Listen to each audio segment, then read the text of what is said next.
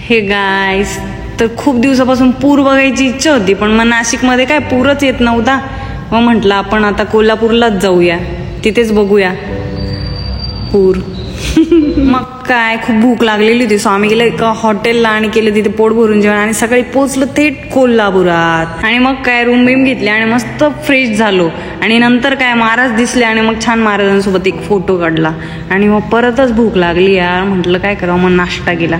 नाश्त्यात काय खाल्लं, खूप छान आहे पण ऍक्च्युली संपलेले.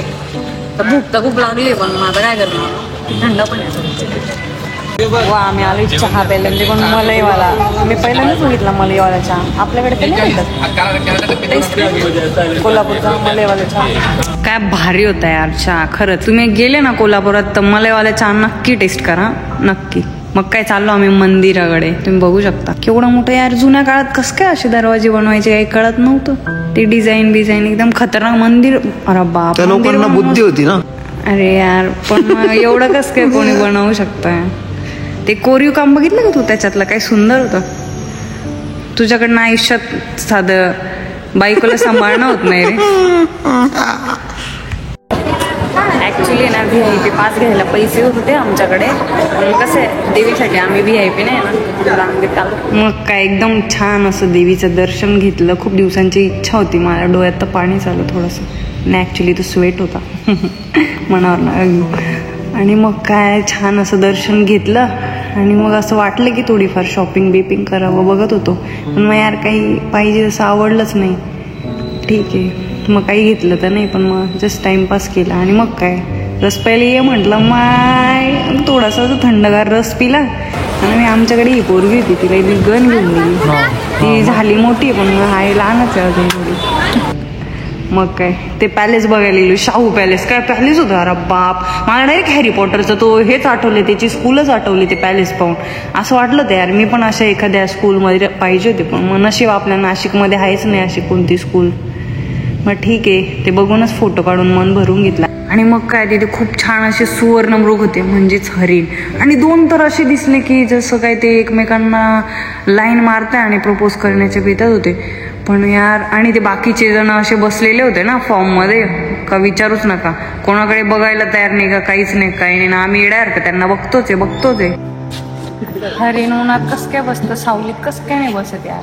पण आणि मग काय खूप वैतागून गेलेलो होतो, गाडीत बसून खूप बोर झालेलं होतं. मग काय जेवायला थांबलो, भूक पण लागलेली होती.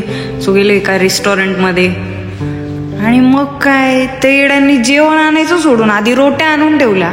मग किती वेळ त्या रोट्यांकडेच बघत बसलेली होती मी. आणि मग किती 10-1 मिनिटांनी त्यांनी ते काय ती जेवण बिवण आणलं. आणि ते पण हळूहळू सर्व करायचं काम चाललं होतं आणि मी वेटच करत होते. असं झालं होतं की कधी खाई. आणि गेटकडनं जायला खूप कंटाळा आला. तुम्ही बघू शकता माझ्या समोरच गेट आहे, पण मग आम्ही निंजा टेक्निक यूज केले. म्हटलं याच्यावरूनच उड्या मारू, भिंतीवरून. मग मारल्या उड्या, डिंग डिंग डिंग डिंग.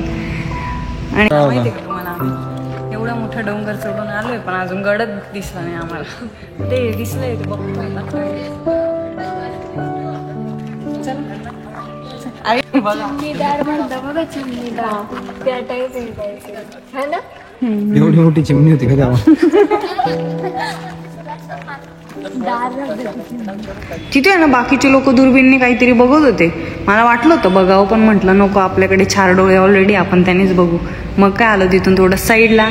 आणि मग ते म्हटलं किल्ल्यामध्ये जाऊन तरी बघू. काय एक दरवाजा तर ऑलरेडीच बंद होता.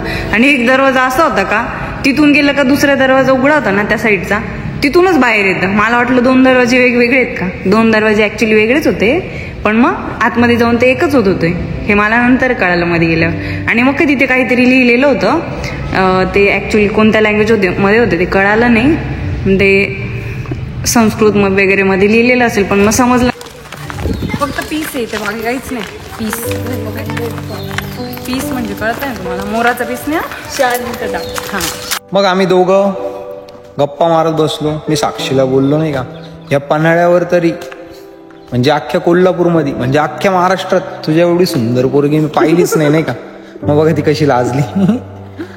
कसं आहे भाऊ, बायकोला खुश ठेवायचं असेल तू सारखं तर टॅटू प्रशंसा करत राहा नाही का. असं टॅटू करून दाखवा tattoo लागतो ब्रो.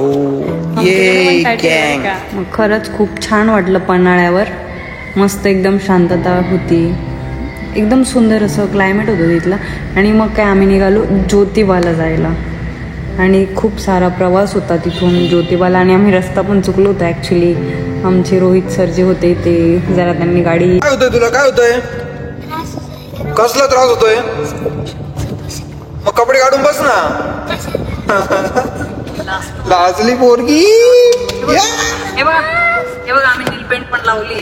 ही आमची पोरगी. गुडी आहे ती. आलोय आम्ही ज्योतिबाला.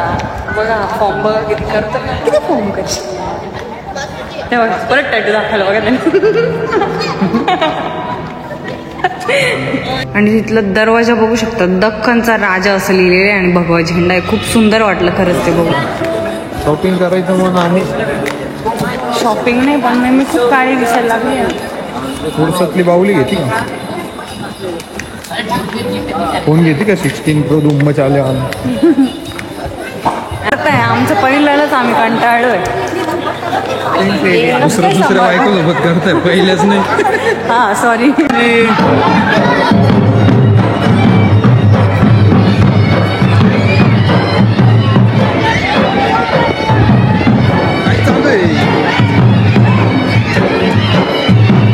काय सुंदर नाश्ता आहे बा.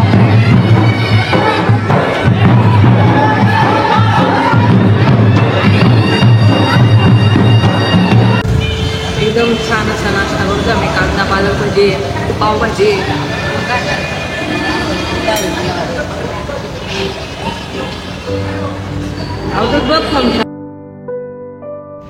अरे माईक बंद नव्हता, खात होते ना म्हणून शांत होते.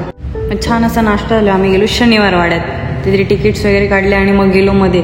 खूप सुंदर असा वाडा आहे, तुम्ही खरंच एकदा नक्की बघायला जा. मला खूप आवडलं तिथे खरंच. छान असा मस्तानीचा वाडा होता तो, शनिवार वाडा म्हणतात ज्याला. हा दरवाजा जांभळाच्या झाडावर असल्यामुळे याला जांभू दरवाजा असे म्हणतात. नारायणराव पेशव्यांच्या काका मला वाचवा या आर्तनिकाळीचा हा इतिहासकालीन साक्षीदार आहे. बघू शकता तुम्ही इथे रात्रीचा आवाज येतो, काका मला वाचवा. बी सिरियसली, मजाक नाही करत.